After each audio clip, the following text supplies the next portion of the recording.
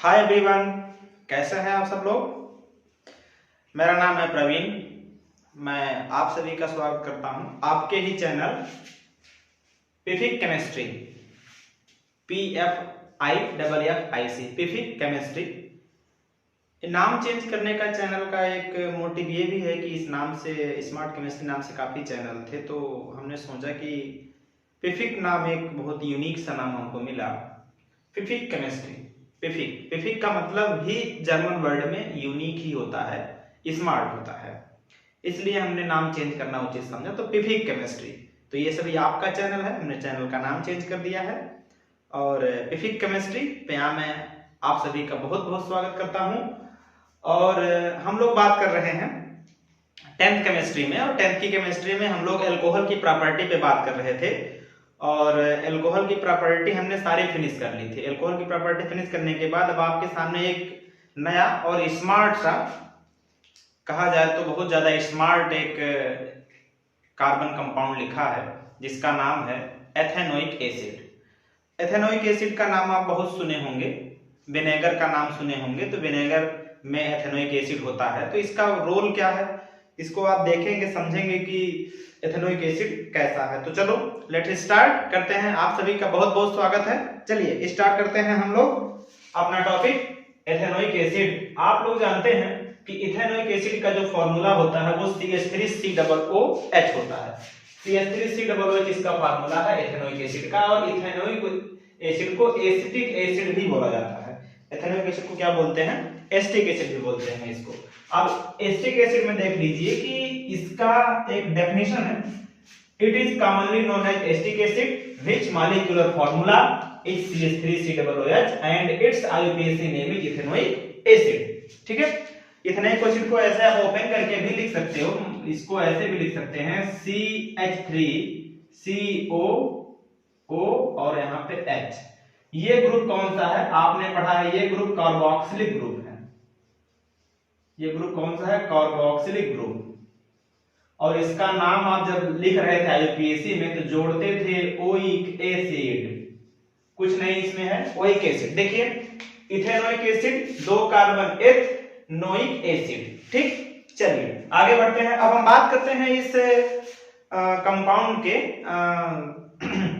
Physical property पे। तो physical property ये देखने में कैसा होता है और इसका टेस्ट वगैरह कैसा होता है, इन सब पे बात करेंगे। तो फिजिकल प्रॉपर्टी हम लोग पहले देखते हैं, फिर केमिकल प्रॉपर्टी पे बात करेंगे। उसके बाद केमिकल प्रॉपर्टी के बाद यूजेज को देखेंगे कि एथेनोइक एसिड का यूज कहां-कहां पे होता है। चलिए, तो फिजिकल प्रॉपर्टी जो इसकी पहली फिजिकल प्रॉपर्टी है वो फिजिकल प्रॉपर्टी है इसकी colourless and having the sour taste and smell is like vinegar. ये एथेनोइक एसिड एक कलरलेस कंपाउंड होता है, इसमें कोई कलर नहीं होता है, ये बिल्कुल कलरलेस होता है। बिल्कुल कलरलेस होने के साथ साथ इसका टेस्ट खट्टा होता है। खट्टा होने के साथ साथ इसकी जो स्मेल होती है, ये जो स्मेल करता है वो विनेगर की तरह स्मेल करता है। सिरके की तरह क्या करता है, स्मेल करता है, एक विनेगर की तरह ये एक्ट करता है। दूसरा क्या है कि इसका मेल्टिंग और boiling point, melting point is very important. आप इसमें मेल्टिंग पॉइंट को देखेंगे, यहाँ एक वर्ड लिखा है ग्लेशियर एसिटिक एसिड। ये वर्ड बहुत इंपॉर्टेंट है आपके लिए। इसका जो मेल्टिंग पॉइंट है, मेल्टिंग पॉइंट होता है वो है इसमें 290 केल्विन। ये 290 केल्विन बहुत ज्यादा नहीं है, इसको जब कन्वर्ट करेंगे सेल्सियस में तो 70 डिग्री सेल्सियस आएगा, 17 डिग्री सेल्सियस आएगा। तो 70 डिग्री सेल्सियस पे ये मेल्ट कर देता है। ये क्या होता है, मेल्ट करता है 70 डिग्री सेंटीग्रेड पे। जब 70 डिग्री सेंटीग्रेड पे ये मेल्ट करता है, इसका मतलब 17 से जब आप नीचे रहेंगे तो एक ये आइस की तरह रहेगा, वो ऐसा आइस क्यूब जो ट्रांसपेरेंट होगा। आइस क्यूब जो बनेगा इसका वो ट्रांसपेरेंट आइस होगा, और ट्रांसपेरेंट आइस को ये आइस की तरह होता है, इसलिए इसका नाम हम लोग बोलते हैं ग्लेशियर एसिटिक एसिड, जो कि इंपॉर्टेंट है। क्वेश्चन आता है कि what is glacier acetic acid, तो कहेंगे the solidified ethanoic acid are called glacial acetic acid। Okay, चलिए आगे बढ़ते हैं। Miscible in water. ठीक है, आगे की जो प्रॉपर्टी आप लोग कैसे लिखेंगे, the ethanoic acid are miscible in water with the any proportion. इसको किसी भी अमाउंट में आप डाल लीजिए वाटर में, तो वाटर में डिजॉल्व होता है। वाटर सबको एक्सेप्ट करने वाला होता है, वो सभी प्रपोजल को एक्सेप्ट कर लेता है वाटर। तो water is a good solvent, वो क्या करता है कि एसिटिक एसिड को अपने अंदर डिसॉल्व कर लेता है। किसी भी प्रोपोर्शन में आप डालोगे 1 लीटर 2 लीटर 4 लीटर 6 लीटर आप डालेंगे तो वाटर अपने अंदर क्या कर लेगा, उसको कंज्यूम कर लेगा।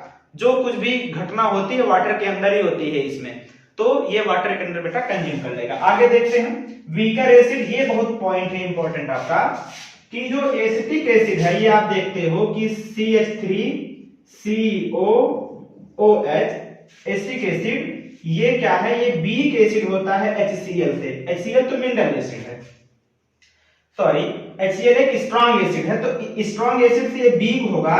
लेकिन ये क्या होता है कि CH3 एल्कोहल, एल्कोहल का मतलब ये OH और यहाँ पे C2H5 लिख देते हैं, C2H5OH है ये, तो C2H5OH से ये क्या होता है, स्ट्रॉन्ग होता है।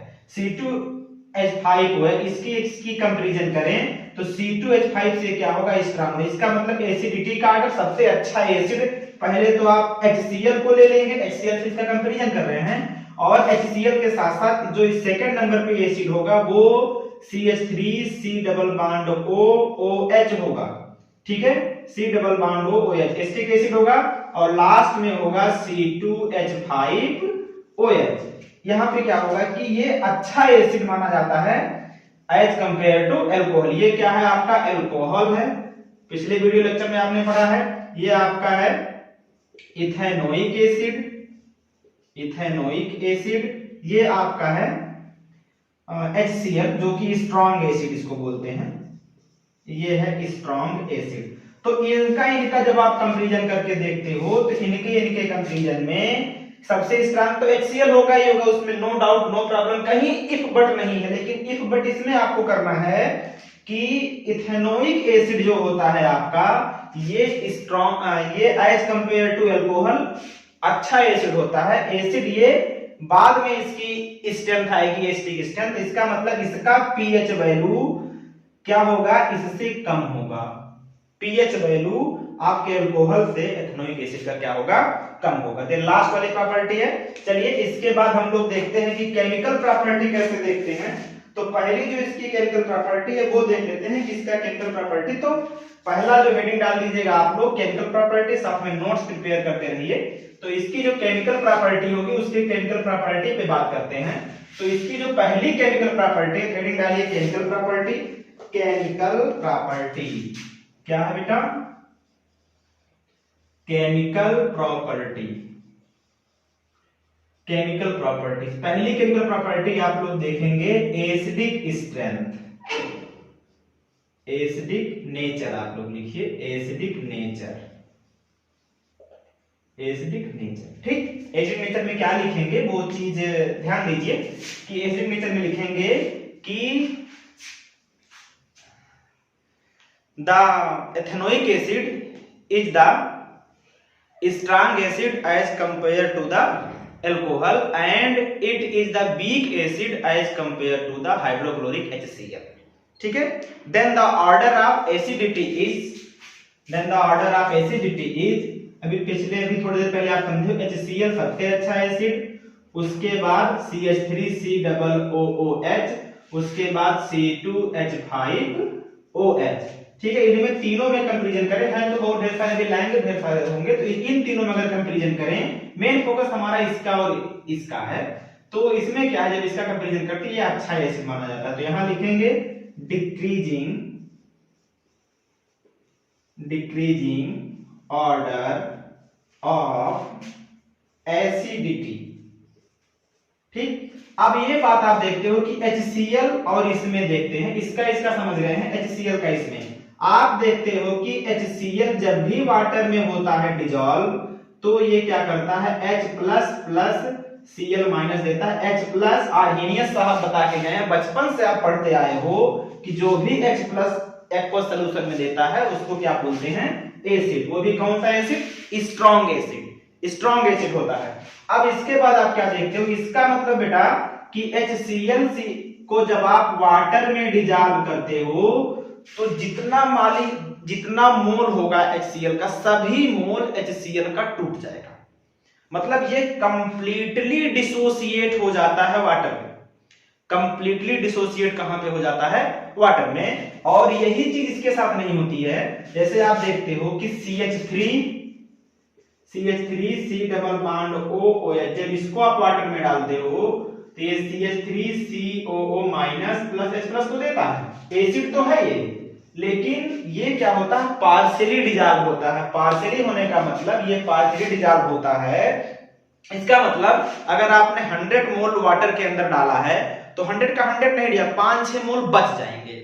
इसका मतलब क्या है, पार्शियली डिजॉल्व हो रहा, पूरा का पूरा ये पूरा का पूरा डिसोसिएट नहीं हो रहा। अगर ये पूरा का पूरा डिसोसिएट हो जाएगा तो कहेंगे ये कैसा एसिड हो जाता है, स्ट्रॉन्ग एसिड। लेकिन है ये स्ट्रॉन्ग नहीं, ये पार्शियली डिजॉल्व होता है, इसलिए इसमें कंपैरिजन करेंगे आप तो ये वाला अच्छा एसिड होगा और ये वाला इससे थोड़ा वीक एसिड होगा, मतलब एथेनोइक एसिड वीक एसिड होगा।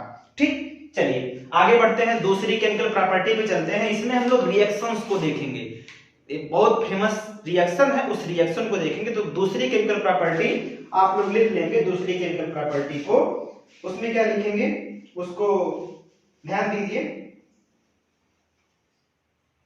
Reaction with base. अब आपको क्या करना है कि इसका रिएक्शन बेस से पढ़ना है। ठीक, दूसरी केमिकल प्रॉपर्टी है reaction with base. Reaction with base, base का नाम लेते आपके दिमाग में सबसे पहले एक ही नाम आता है NaOH, इसके सिवा कोई और आपके दिमाग में नाम आता ही नहीं है। NaOH क्या होता है, बहुत अच्छा बेस होता है। अब इसका काम क्या होगा, आप ये समझो कि बेस का काम, बेस से जब ये करेगा रिएक्शन तो क्या होगा, देखिए बेस से जब होता है रिएक्शन तो ये देखिए CH3COOH, ठीक, ये है आपका बेस, सॉरी ये आपका है एसिड, वो भी कौन सा, इथेनोइक एसिड, इथेनोइक एसिड। अब क्या होगा, इथेनोइक एसिड आपका करेगा रिएक्शन NaOH से, और आप भी जानते हो हम भी जानते हैं ये कैसा है, स्ट्रॉन्ग बेस। कैसा है, strong base. Strong base rapidly dissociate होगा, तुरंत ये क्या करेगा, ये Na प्लस और OH माइनस में क्या हो जाएगा, डिजॉल्व हो जाएगा, टूट जाएगा, sorry Na plus OH minus में डिसोसिएट हो जाएगा। मैं बार बार डिजॉल्व बोल रहा हूं, सॉरी फॉर दैट। चलिए, तो यहाँ पे Na प्लस OH माइनस में क्या हो जाएगा, ये डिसोसिएट हो जाएगा। ये है आपका एसिड कर रहा है बेस से रिएक्शन। तो यहां से क्या हो जाएगा, आप अभी थोड़ी देर पहले यही पढ़े हो कि ये H प्लस में और इसके ऊपर माइनस के चार्ज में ये क्या हो जाता है, टूट जाता है। देखिए ये प्लस और ये माइनस, ये प्लस ये मतलब H प्लस इसके साथ कर लेगा रिएक्शन, तो यहाँ पे H2O बन गया, वाटर हो गया बाहर, और ये क्या हुआ कि ये माइनस का टर्मिनल ये प्लस वाले को अपने साथ ले लेगा, तो यहाँ पे क्या बन जाएगा, CH3COO माइनस यानी प्लस, या फिर CH3COO यानी ये आपका मेन प्रोडक्ट बनेगा। इसको क्या बोलते हैं, इसको बोलते हैं sodium salt of ethanoic acid, ethanoic acid, ये इसका नाम है सोडियम साल्ट ऑफ, ये इथेनोइक एसिड का एक साल्ट बना है। देखो ये है यानी मतलब ये जैसे Cl की तरह है, क्योंकि इसके ऊपर माइनस आया था, तो ये क्या हो गया, sodium salt of ethanoic acid, और वाटर क्या होता है इसमें से निकल जाता है। तो हेडिंग में आप लोग क्या लिखेंगे, रिएक्शन विद बेस में लिख लेंगे, when the ethanoic acid are reacted with strong base then it gives the sodium salt of ethanoic acid and water molecule. This reaction are called एक प्रकार से neutralisation reaction. This reaction are called neutralisation reaction. अच्छा चलिए ठीक है, ये अगर आपका यहीं पे इससे कर ले रिएक्शन, CH3COO माइनस, ये O है, यहाँ H है, ये KOH से करे रिएक्शन, KOH से करेगा रिएक्शन तो क्या होगा, यहाँ बन जाएगा आपका ये देखिए K प्लस OH माइनस, इस पे माइनस इस पे प्लस। आप लोग समझ रहे हो क्या करना है, H2O को कर देना है बाहर, CH3CO और यहाँ पे हो जाएगा O और यहाँ पे क्या हो जाएगा K। इसका क्या नाम हो जाएगा? Potassium salt of ethanoic acid. Potassium salt of ethanoic acid, ये आपका वाटर हो जाएगा बाहर। ठीक, ऐसे किसी भी बेस से रिएक्शन होगा तो जो यहाँ पे पॉजिटिव होगा उसी का यहाँ पे साल्ट बन जाएगा। इसमें मैं प्रॉब्लम दूंगा आपको क्वेश्चन करके बताना है। ठीक, हम सब पे प्रॉब्लम देंगे, जितने भी रिएक्शन पढ़ाएं उस पे सब आपको क्या देंगे प्रॉब्लम, उससे संबंधित प्रॉब्लम आप करेंगे। ठीक है, तो 2 एग्जांपल इसके आप लोग नोट कर लीजिएगा, नोट्स को साथ साथ में प्रिपेयर करते रहिए। तो ये है रिएक्शन विद बेस। चलिए आगे बढ़ते हैं, अगले रिएक्शन की तरफ बढ़ते हैं, उसको भी देख लेते हैं साथ साथ में। अगला रिएक्शन जो आपको देखना है वो आपको एस्टरीफिकेशन देखना है। Esterification, this is very important. Esterification अभी से इसी समय से लिख लो कि esterification it is very important for you. इसमें क्या पढ़ते हैं? एस्टरीफिकेशन। एस्टरीफिकेशन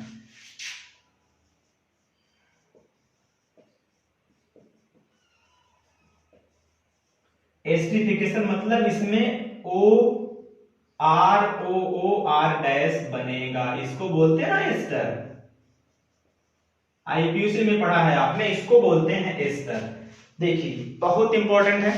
इसमें क्या क्या होता है, जब इथेनोइक एसिड किसी भी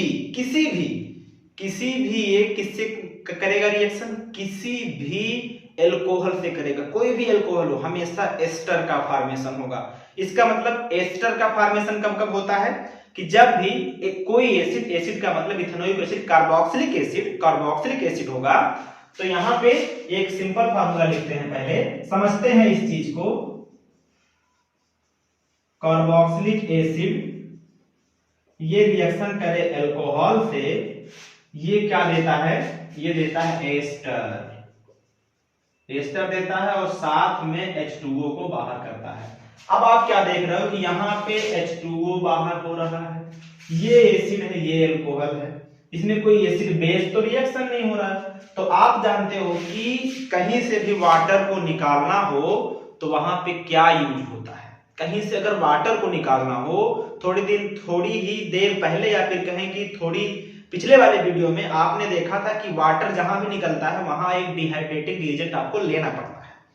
तो डिहाइड्रेटिंग रिएजेंट का मतलब आपको कंसंट्रेट H2SO4 यहाँ पे लेना पड़ेगा, तब ये रिएक्शन होगा। ठीक, तो यहाँ पे आपको लेना क्या पड़ेगा? Concentrate H2SO4। इसका काम क्या होगा? कंसंट्रेट H2SO4 का ये वाटर को निकालने में सहायता करेगा, रिएक्शन को सपोर्ट करेगा। रिएक्शन क्या करेगा? सपोर्ट करेगा, रिएक्शन करने में आसानी करवाएगा, मतलब एस्टर का फॉर्मेशन बहुत आसानी से होगा क्या? यहाँ पे कार्बोक्सिलिक एसिड होगा, ये करेगा अल्कोहल से रिएक्शन, एस्टर का फॉर्मेशन होगा in the presence of the concentrate H2SO4। Concentrate H2SO4 होगा तो ये रिएक्शन होगा। रिएक्शन बहुत आसान है, इसको करना कैसे ये देख लीजिए। हम कह रहे हैं ये कार्बोक्सिलिक एसिड का मतलब कार्बोक्सिलिक ग्रुप प्रेजेंट होगा। कार्बोक्सिलिक ग्रुप का मतलब आपका हो गया ये CH3CO और यहाँ पे O single bond H plus, यहां इसको ऐसे लिखें कि जो है O ऐसे लिखें HOC2H5। हमें लगता है इसमें आपको कोई दिक्कत नहीं होनी चाहिए। यहां पे ले लेते हैं कंसंट्रेट H2SO4। ठीक, ये चीज है।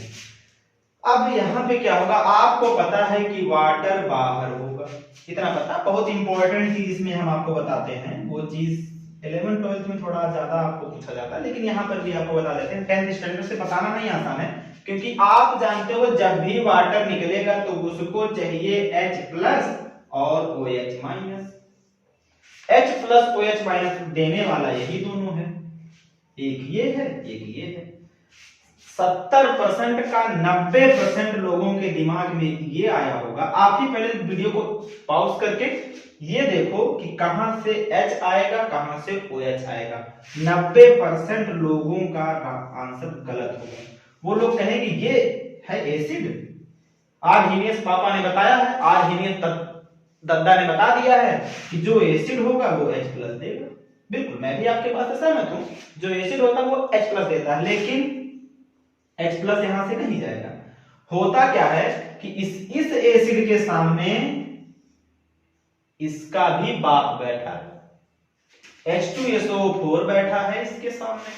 H2SO4 स्ट्रांग एसिड, ये स्ट्रांग है, इसके सामने कहता नहीं नहीं नहीं, हम आपके सामने भैया बहुत छोटे हैं, आपके सामने ये इतना अपने आप को गिल्ट फील कर लेता है कि ये अपने आप को मानता नहीं मैं एसिड हूं, अपने आप को मानना ही छोड़ देता, लेकिन जब ये होगा तब मानेगा, है ना, जब ये होगा तब मानेगा, ये अपने आप को छोटा फील करने लगता है। मतलब कहने का क्या है कि ये इसके प्रेजेंस में एज ए बेस काम करता है, एज ये क्या काम करता है, बेस। इसका मतलब बेस का काम क्या होता है, H माइनस आयन को देना, एज प्रेजेंस, इसके प्रेजेंस में ऐसा, और अगर ये ना हो तो ऐसा नहीं होगा, ये बेस का काम नहीं करेगा। तो यहाँ पे ये OH को देगा और यहाँ से H प्लस निकलेगा, बन जाएगा H2O। तो एक बार निकाल के देखिए तो आपको समझ में आएगा। तो इसको करते हैं,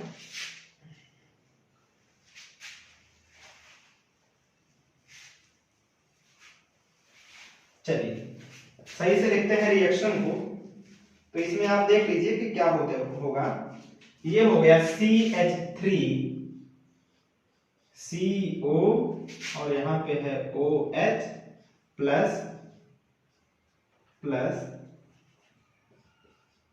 HOC2H5, यहां पे है कंसंट्रेट H2SO4, कंसंट्रेट H2SO4। ठीक, अब कंसंट्रेट H2SO4 है, अभी हमने कहा कि ये काम करेगा बेस का, इसका मतलब यहां से OH और यहां से H हो जाएगा बाहर, इसका मतलब यहाँ पे H2O हो गया बाहर। देखिए अब ये पूरा का पूरा जाके इस वाले कार्बन से जुड़ जाएगा, इतना यहाँ से गायब कर दीजिए, तो आपको क्या मिल जाएगा, CH3 C double bond O और यहाँ पे आपका हो गया OC2H5। इसको क्या बोलते हैं, इसी को बोलते हैं एस्टर, इसको क्या बोलते हैं, एस्टर। ठीक, इसका नाम क्या होगा, इसको ऐसे लिखें थोड़ा सा, OC2H5 प्लस H2O। इसका नाम क्या होगा, वो देखिए, इसका नाम क्या होगा, चलिए थोड़ा आप भी, हमने बताया था ना आपको करने के लिए, तो इसका नाम जरा आप लोग सोच के बताइए 2 मिनट में, हम आपको 1 मिनट का समय दे देते हैं।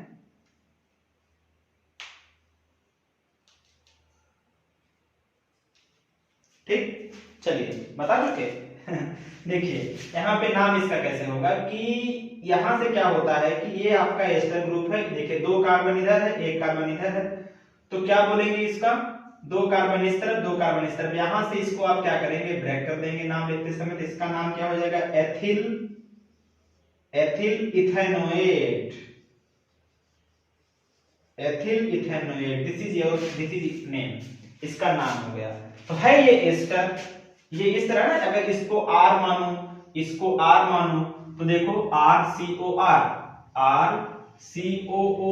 तो देखो ये COO है पूरा ग्रुप, ये इधर भी R ग्रुप लगा है, इधर भी R ग्रुप लगा है, तो ये आपका क्या हो गया, एस्टर, जिसका नाम है एथिल इथेनोएट। ठीक है, अब इसको पढ़ते क्यों है, इसका रीजन क्या है पढ़ने का भाई, जो इसका आप लोग देखते हो कि, अब आप ध्यान से सुनो कि इसका जो स्मेल होता है ना, इसका स्मेल बहुत ज्यादा फ्रूटी होता है, एस्टर का जो स्मेल होता है बहुत ज्यादा फ्रूटी होगा। जितने भी आपके परफ्यूम, जितने भी आपके डिओड्रेंट बनते हैं, सब में एस्टर पड़ा होता है, सब में एस्टर पड़ा होता है। तो ये जो एस्टर है, इसका वर्क क्या होता है, आप कहीं भी एक अगर परफ्यूम का बोतल पड़ा होगा, उस पे जाके देखिएगा, कुछ नोएट टाइप का उस पे लिखा होगा, उसका कंपोजिशन अगर उस पे लिखा है तो नोएट टाइप का लिखा होगा। इसलिए इससे एक हम लोग कहते हैं कि जो मुस्लिम कम्युनिटी होती है वो अवॉइड करती है परफ्यूम लगाने से। उनके यहाँ क्या होता है कि वो अवॉइड इसलिए करती है क्योंकि जो एस्टर बना किससे है, अल्कोहल से। एस्टर बना किससे है? एल्कोहल से। तो एल्कोहल से बना है एस्टर, तो एल्कोहल भी प्रेजेंट होगा। तो उसमें जब आप लोग कपड़े को लोग जो है स्प्रे कर लेते हैं तो वो जाके मस्जिद में नमाज नहीं पढ़ सकते हैं, वो घुस नहीं सकते हैं। इसीलिए हम लोगों को भी चाहिए किसी धार्मिक प्लेस पर जा रहे हो तो वहां पे आप डिओडेंट या परफ्यूम का इस्तेमाल करके ना जाओ, क्योंकि उसमें क्या होता है? एल्कोहल पड़ा हुआ होता है। तो वो लोग किसका यूज करते हैं? वो लोग इत्र का यूज करते हैं। इत्र क्या होता है? वो फलों के रस से बना होता है। इत्र में कोई भी एस्टर नहीं पड़ा होता है। इत्र क्या होता है? वो जो फलों या फिर फूलों का रस होता है उससे इत्र बनता है, इसलिए वो मुस्लिम कम्युनिटी ज्यादातर उसी का यूज करती है। इत्र बहुत अच्छा होता है। इत्र का प्रयोग जो है पूजा पाठ में भी होता है, ठीक है। तो हमें कोशिश करनी चाहिए कि जहां पे इस डिओडेंट परफ्यूम को लगा के अच्छी जगह धार्मिक स्थल पे नहीं जाना चाहिए, क्योंकि उसमें क्या होता है? हम आप अपवित्र मान लिए जाते हैं ना। आप ये हिंदू धर्म में धारणा है आप अपवित्र मानने वाली, ठीक है। चलिए, क्योंकि उसके में एल्कोहल पड़ा होता है। तो ये हो गया एस्टरिफिकेशन रिएक्शन। हेडिंग डाल करके क्या लिखेंगे? When the ethanoic acid are reacted with alcohol in the presence of the concentrate H2SO4 then it gives the ester molecule। ये इसका हो गया एग्जांपल। यहाँ पे देखो C2 के लिए है भाई, इधर भी 2 कार्बन, इधर आप इसमें अल्कोहल भी कोई भी ले सकते हो और इसमें एस्टर एसिड भी कोई भी ले सकते हो, नो प्रॉब्लम। लेकिन 2 का हमने रेशियो इसलिए रखा क्योंकि रिएक्शन की अबंडेंस अच्छी होती है, रिएक्शन अच्छा होता है, रिएक्शन फास्ट होता है, इसलिए हमने इसको किया। आप कुछ भी ले सकते हो। यहाँ देखिए, तो इसके ऊपर हम आपको प्रॉब्लम लिख देंगे। तो ये हो गया एस्टरिफिकेशन। फटाफट से इसका स्क्रीनशॉट लीजिए, अपना नोट्स प्रिपेयर करिए। चलिए आगे बढ़ते हैं, अगले रिएक्शन की तरफ चलते हैं। तो अगला रिएक्शन वेरी इंपॉर्टेंट हो जाएगा आपके लिए, वो भी है इंपॉर्टेंट रिएक्शन है, उसमें समझिए क्या है कैसे। हेडिंग डालिए reaction with carbonate and bicarbonate. इसका रिएक्शन किससे होगा? Reaction with carbonate and bicarbonate, ठीक है। Reaction with carbonate and bicarbonate, ठीक। अब क्या आपको करना है? ध्यान से देखिए। पहले हम कार्बोनेट से करवाएंगे रिएक्शन। तो आप पहले ये ले लीजिए CH3CO O और H, इसी को सही शुरू से पढ़ते चले आए हैं। ये आपका हो जाएगा इथेनोइक एसिड। इसका रिएक्शन आप लोग करवा दीजिए Na2CO3 सोडियम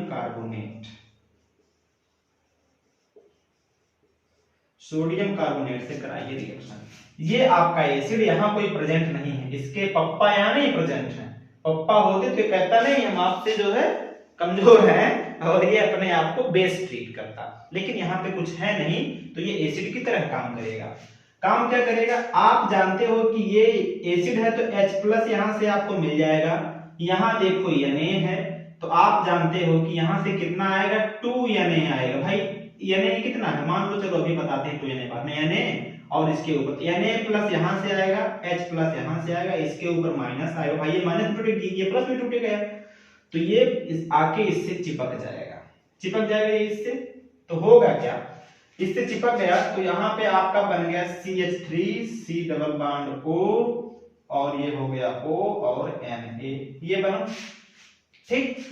अब ये बेचारा क्या करे? CO3 ये रोने लगता है, यानी इसको छोड़ के भाग गया, ये रोने लगा, मतलब इस बेचारे का तो ब्रेकअप हो गया। और इस बेचारे का जब ब्रेकअप हो गया, ये क्या सोच रहा है? दिन रात उसी सोच में पड़ा है, मतलब अपने आप को अनस्टेबल कर लेता है। इसका हो गया ब्रेकअप, यानी इसको छोड़कर भगा, इसका हुआ ब्रेकअप, तो ये लगा रोने, हाय हाय मैं तो अनस्टेबल हो गया, हाय हाय मैं तो अनस्टेबल हो गया। जब ये रोने लगा, होता क्या है? ये स्टेबिलिटी को मेंटेन करने के लिए ये क्या एक O को बाहर निकालता है, अपने आप को CO2 में कन्वर्ट करता है। अपने आप को किस में कन्वर्ट करता है? CO2 में कन्वर्ट करता है। आप यहाँ देख रहे हो 2 Na है तो इसका नंबर भी 2 ले लीजिए और यहाँ से 2H होगा बाहर और यहाँ पे क्या होगा कि ये 2 हो जाएगा और मामला देखो बैलेंस मैंने कर दिया रिएक्शन को। अब देखो ये क्या करेगा कि CO2 के फॉर्म में बाहर हो जाएगा, एक O को यहां से बाहर करेगा क्योंकि इसका ब्रेकअप, इसके बेचारे का बचपन का प्यार छोड़ के भाग गया, इसका बचपन का प्यार छोड़ के। आप लोगों ने गाना नहीं सुना है? अब ये बेचारा यहाँ गाना गा रहा है कि जाने मेरी जाने मन, बचपन का प्यार मेरा भूल नहीं जाना रे। अब बेचारा ये क्या करे, इसका तो बचपन का प्यार खो चुका है, तो ये भी चाहता है। अब जैसे काम क्या हुआ कि इसने जैसे ही अपने आप को स्टेबल किया, ये लगा उड़ने, CO2 के फॉर्म में क्या हो जाएगा, उड़ जाएगा। बचपन का प्यार खोया, अपने आप को किया स्टेबल, और CO2 के फॉर्म में क्या हो जाएगा, बाहर हो जाएगा। यहां से क्या हो जाएगा, कार्बन डाइऑक्साइड गैस निकल जाएगी, मतलब ये उड़ रहा है। ब्रेकअप हुआ, स्टेबल हुआ और ये उड़ने लगा। तो यहां देखो O निकलेगा, यहां 2 H है, तो इसका मतलब आपको क्या मिल जाएगा, H2O। इसका नाम क्या होगा, इसका नाम हो जाएगा sodium salt of ethanoic acid, sodium salt of ethanoic acid. ये तो था कार्बोनेट से रिएक्शन। इसमें क्या लिखेंगे, when the ethanoic acid are reacted with sodium carbonate, then it gives the sodium salt of ethanoic acid and the carbon dioxide with the water। चलिए यहीं पे समझा देते हैं आपको। फिर इसमें क्या होगा, दूसरे वाले में CH3 C double bond O और H, इसका रिएक्शन किससे करवाना है, इसका रिएक्शन सोडियम बाइकार्बोनेट से करवा दीजिए, यानी HCO3 से, सोडियम बाइकार्बोनेट। ठीक, चलिए सोडियम बाइकार्बोनेट से कराइए रिएक्शन। तो ये क्या होगा, यहां से Na+ आएगा और यहां से H+ आएगा, इसके ऊपर माइनस का 5 चार्ज आएगा, इसके ऊपर प्लस का चार्ज आएगा, या कि इससे। ठीक है, तो इसका मतलब यहां पे बन जाएगा आपका CH3 C double bond O, ये ONA। ये समझ में आ रहा है कि यहाँ माइनस यहाँ प्लस। भाई ऑक्सीजन है, ऑक्सीजन तो सेकंड नंबर का भिखारी है पूरे पीरियोडिक टेबल में। सबसे पहले मैंने आपको बताया होगा कि फ्लोरीन इलेक्ट्रॉन सबसे पहले खींचता है, उसके बाद ऑक्सीजन, उसके बाद नाइट्रोजन। ये तो भिखारी का सरदार है, ये भिखारी का सरदार है, अपने आप को माइनस में कन्वर्ट करता है बहुत जल्दी। और सेकंड नंबर का सरदार तो ये है, मतलब ये राजा, ये मंत्री है, और ये बेचारा द्वारपाल है। कहता है ठीक, आप लोगों से बचेगा तो मैं भी खींच लूंगा। ठीक, तो ये बेचारा द्वारपाल है, तो सबसे ज्यादा इलेक्ट्रॉन फ्लोरीन खींचता, फिर ऑक्सीजन, फिर नाइट्रोजन। तो यहाँ ऑक्सीजन प्रेजेंट है। ये क्या, ये तो मेटल है, और ये मेटालिक S ब्लॉक में आपने पढ़ा है, तो S ब्लॉक में प्लस में कन्वर्ट करता है, ये माइनस में, तो यहाँ क्या होता है माइनस, यहाँ क्या, ये भी मेटल है, तो ये चीज हो जाता है। जैसे ही Na इसको छोड़ के भागता है, ये प्रोडक्ट दोनों में सेम बनेगा, sodium salt of ethanoic acid यहां भी बनेगा, sodium salt of ethanoic acid यहां भी बनेगा। ठीक है, अब इसके बाद साथ क्या हुआ कि अब यहां पे बच गया है CO3 लो, फिर ये लगा रोने, यानी फिर छोड़ के भगा, यानी फिर छोड़ के भगा, फिर लगा रोने। ये क्या चाह रहा है कि हम CO2 में जाएं, स्टेबल हो, उड़े। आफ्टर ब्रेकअप हम उड़े, तो ब्रेकअप किया, यानी ने बचपन का प्यार खोया बेचारे का, और यहां से ये OH को कर देगा बाहर, CO2 के फॉर्म में हो जाएगा बाहर, यहां CO2 के फॉर्म में हो जाएगा बाहर, और ये OH इसके साथ भाग लेगा। भाई इसका ब्रेकअप इसने या इसने, मान लो इसके पास दो रिलेशनशिप था, इससे वो बेचारा दुखी हो गया, इससे हो सकता है इमोशनली अटैचमेंट रहा हो, इससे उतना नहीं, चलो ठीक है जाने दो, गया। ये बेचारा हो गया दुखी, कहा हाँ हम पीछे, ये इसको लेकर भगा। ठीक, तो यहां पे आपका क्या हो गया, H2O बाहर हो गया। ठीक, इस रिएक्शन में, इस रिएक्शन को साफ साफ आप लोग नोट कर लेंगे, लिखेंगे, when ethanoic acid are reacted with sodium bicarbonate, then it gives the sodium salt of ethanoic acid and the CO2 gas with water। ठीक, ये हो गया आपका रिएक्शन। और हम बात करते हैं इथेनोइक एसिड की सारी प्रॉपर्टी को खत्म कर दिए, एक चीज बचा है सिर्फ यूजेस। ठीक है, स्क्रीनशॉट लीजिए, आगे चलते हैं, यूजेस को देख लेते हैं। चलिए इसको देखते हैं, इथेनोइक एसिड का यूज कहां कहां पे होता है, वो चीज 3-4 यूज है, वो मेजर यूज आपको हम बता देते हैं। ठीक है, चलिए यूजेस, हेडिंग डाल दीजिए आप लोग, यूजेस।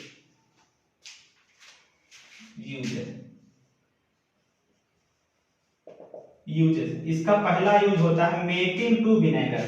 आप लोग कैसे लिखेंगे, the ethanoic acid to use the manufacture of vinegar. ठीक है, विनेगर में इसका ये मतलब विनेगर बनाने में यूज होता है। तो क्योंकि देखते हैं 100 लीटर पानी लीजिए, उसमें 5 लीटर इथेनोइक एसिड बना लीजिए, वो एक विनेगर बनेगा, विनेगर बनकर तैयार होगा। तो लिखेंगे to the manufacture of vinegar. दूसरा लिखेंगे इट इज वाइडली यूज्ड, दूसरा लिखेंगे it is widely used to the preservatives, to the preservative पढ़ा होता है, जैसे आप मार्केट में देखते हो कि अचार जो कंपनियां बनाती हैं अचार, उसमें अचार में क्या डालती हैं कि प्रिजर्वेटिव डालती हैं, वो प्रिजर्व रहे 4, 6, 8 महीने तक, वो सड़े ना, सड़ने से बचाता है। तो एसिड का खट्टा स्वाद होता है, आप घरों में देखते हो, यहाँ तक कि लोग क्या करते हैं कि उसमें विनेगर को डाल देते हैं आम के अचार में, तो आम का अचार सड़ता नहीं जल्दी। ये प्रिजर्वेटिव का काम करता है, ठीक है, प्रिजर्वेटिव का काम करता है। जिसमें भी प्रिजर्वेटिव पड़ा होगा, प्रिजर्वेटिव का काम ये करता है, उसको क्या करता है, ये सड़ने गलने से बचाता है, ठीक है। 2 यूज हो गए, तीसरा यूज लिखिए। तीसरा यूज में क्या लिखेंगे, it is used to the synthesis of many organic compound as like ester, to the synthesis of many organic compound as like ester, ठीक है। चलिए, बहुत बहुत धन्यवाद आप सभी का। आज यहाँ पे इथेनोइक एसिड को हमने समाप्त कर दिया, उसको समय से किया, सबको किया, सारी प्रॉपर्टी को देख लिए, यूज को देख लिए, फिजिकल प्रॉपर्टी को भी देख लिए, सारी चीजें इथेनोइक एसिड में कंप्लीट हो गई हैं। इस पे क्वेश्चन मैं आपको ग्रुप में प्रोवाइड करूंगा, वो आपको सॉल्व करके देना, कल वाले पे और आज वाले पे दोनों पे आपको क्या मिलेगा, प्रॉब्लम मिलेगा, उसको आपको सॉल्व करके देना होगा। कल आपकी क्लास होगी, जिन लोग देख रहे हैं वीडियो, कल आपकी क्लास होगी, उसमें सब लोग मिलेंगे, क्वेश्चन को सॉल्व करके दिखाएंगे, ठीक है। चलिए, यहाँ पे ये खत्म हुआ। अगर वीडियो आपको अच्छा लगता है, आपको हेल्पफुल लगता है, आपके कोर्स को समय से करवाने में सक्षम है, आप इस वीडियो को ज्यादा से ज्यादा शेयर करिए, लाइक करिए, सब्सक्राइब करिए। चलिए, बहुत बहुत धन्यवाद आप सभी का। महादेव भगवान सबकी रक्षा करें, सुरक्षा करें, हमेशा प्रेजेंट रहें सबके साथ, यही हमारी शुभकामना है आप लोगों के लिए, ठीक। बहुत बहुत धन्यवाद।